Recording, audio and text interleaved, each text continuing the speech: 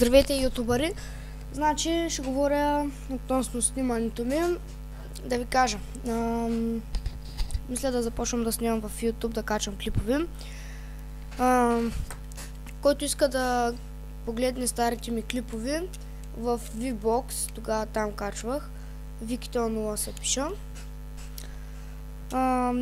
На Майнкрафт не знам, няма да мога да снимам, защото имам проблем с Java-та и разбрах от Blue Venom, че другата седмица ще има нова версия, тя ще с друга Java, така че би трябвало да мога на версия да играя.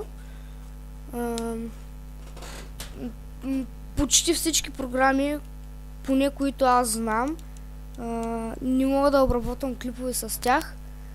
Camtasia нещо се бъгна, Movie Maker просто не иска да обработва клиповете.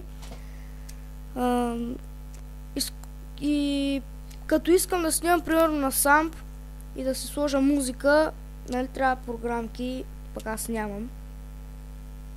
И няма как да сложа музика. Защото мисля, че е малко тъпо да гледате как някой дрифти на Samp и говори, поне те си мисля аз, за някой може да е яко. Това горе-долу исках да кажа. Добре. Абонирайте се за мен и Blue Venom и лайквайте клипа и добре, това е.